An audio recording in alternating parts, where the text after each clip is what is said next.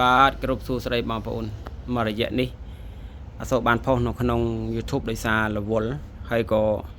ភាគច្រើនខ្ញុំមានតែចម្លាក់ដែលសាងឡើងអំពីស្នែងឃ្លីកបក់ធ្លុះនិងខ្មៅបក់ធ្លុះហើយ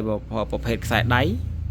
គឺខ្ញុំសាងពីស្នែងខោលគឺមានមួយក្បាលឬក៏ពីរក្បាលធ្វើលេខគ្នាអញ្ចឹងបងប្អូនបាទមួយខ្សែនេះស្អាតណាស់បងប្អូនបាទគឺសัตว์ភីស៊ីវ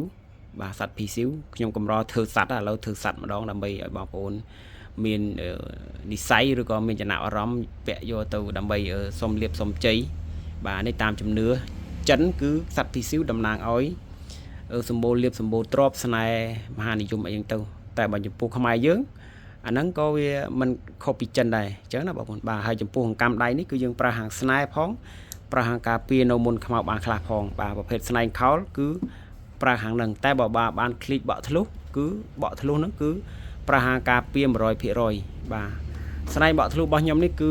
វារបស់ពិសេសដែលអ្នកជាវស្នែងភាគច្រើននៅក្នុង TikTok ឬក៏នៅក្នុង YouTube អត់មានទេបងប្អូនបាទអត់មានទេរកអត់បានទេប្រភេទស្នែងបែបនេះមានក៏ស្ទើដែរស្ទើខ្លាំងខ្លះស្ទើសឹងតែមិនអាចយកមកប្រើបានតែគាត់ក៏ថាយកមកថាស្នែងបក់ធ្លុះទៅអញ្ចឹងបងប្អូនបាទចំពោះស្នែងនេះគឺជាប្រភេទស្នែងដែលលំដាប់មេវងហើយក៏ធ្លុះសុតស៊ីន 100% ដោយធម្មជាតិមិនបានធ្វើឬក៏កែច្នៃបន្ថែមអញ្ចឹងបងប្អូនបាទហើយចំពោះស្នែងខ្មៅបក់ធ្លុះដែលសាងជាអង្កាំនេះមានប្រភេទស្នែងខ្មៅបក់ធ្លុះមួយក្បាលហើយនឹងស្នែងខោលចំនួន3ក្បាលយើងធ្វើលេខគ្នាយើងប្រើហាងការពារពជាគ្រោះនិងនាំលៀបនាំសំណាងដល់ម្ចាស់បាទស្នែងខោលគឺជាទូទៅយើងប្រើហាងស្នែហើយប្រភេទស្នែងបក់ធ្លុះគឺយើងប្រើហាងការពារពជាគ្រោះទម្លុះទម្លេកគ្រប់ឧបសគ្គអញ្ចឹងទៅតាមជំនឿហើយអ្វីដែលធ្វើគឺបានផលដោយសារស្នែងគឺប្រភេទស្នែងដែលស្លូតសម្បូរដោយរុក្ខទេវតាកាន់បើប្រភេទដើមឈើភាគច្រើនព្រាយរុក្ខទេវតាខ្លះក៏មានដែរតែភាគច្រើនគឺប្រភេទក្លឹមគឺកាចបងប្អូនកាចនិយាយបែបនេះមិនសំដៅទៅលើអ្នកលក់ក្លឹមថាតិចប៉ះគេអត់ទេអញ្ចឹងបងប្អូនវិភាគឲ្យអស់ទៅបើក្លឹម7នេះលេខ1បងប្អូនក្លឹម7លេខ1កាចផ្ដាំហើយបាទគ្រូមមក៏ទប់អត់ឈ្នះដែរហើយបើបងប្អូនខ្លះគាត់អត់ចេះអីសោះគាត់ឲ្យយកមកទុកក្នុងផ្ទះហ្នឹងក៏មានបញ្ហាដែរដោយសារក្លឹម7បាទអញ្ចឹងក្លឹម7ប៉កែតែក៏កាចណាស់ដែរអញ្ចឹងបងប្អូនបាទប៉កែមែនតែក៏កាចណាស់ដែរហ្នឹងហើយយូរចំពោះនឹងពួនសាងពីស្នែងឃ្លីកបក់ធ្លុះគឺប្រើហាងការពារនៅអំពើបន្សាបវិជាមុនខ្មៅយើងពាក់ទៅទី1បង្កើនភាពស្អាតបង្កើនភាពស្រស់ស្អាតទាក់ទាញណាបាទទី2ជួយបងប្អូនបាទការពារនៅមុនខ្មៅដែលគេប្រើមកគឺ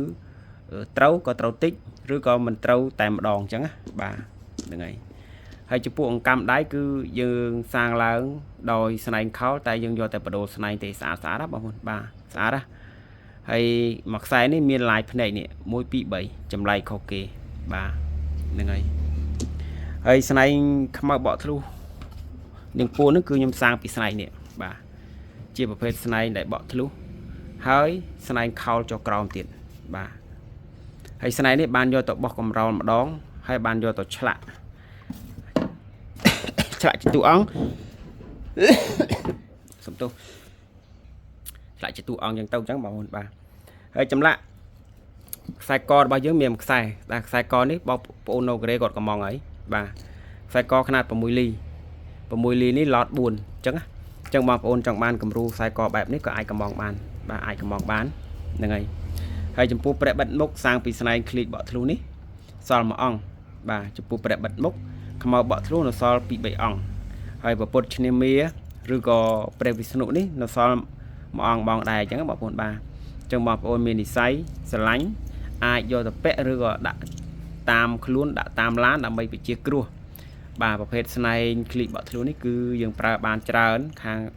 នាំលៀបនាំសំណាងដល់ម្ចាស់ប្រើហាងស្នែប្រើហាងពជាគ្រោះអញ្ចឹងបងប្អូនបាទហើយរបស់ដែលខ្ញុំសាងគឺជារបស់ពិត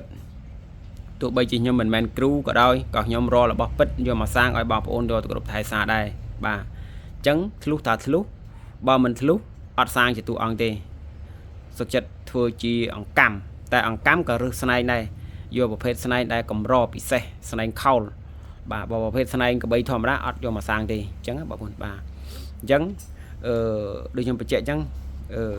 របស់ដែលខ្ញុំសាងគឺជារបស់ដែលពិតហើយរបស់ដែលល្អអញ្ចឹងណាបងប្អូនបាទអញ្ចឹងបងប្អូនស្រឡាញ់កម្មក្តីចម្លាក់ក្តីក៏អាចសួរបានឬក៏ចូលតាម Telegram បាទចម្លាក់គឺខ្ញុំសាងពីស្នែងឃ្លីកនិងខ្មៅបាក់ធ្លុះកម្មខ្ញុំសាងពីស្នែងខោល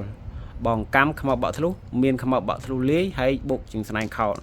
ពេលខ្លះគឺខ្ញុំសាងពីខ្មៅបាក់ធ្លុះសុទ្ធក៏មានដែរបងប្អូន បាទអញ្ចឹងសូមអរគុណបងប្អូនស្រឡាញ់ស្នែងចម្លាក់អាចចូលសារឬក៏កំងខ្សែកបានអញ្ចឹងណាបាទសូមអរគុណបងប្អូន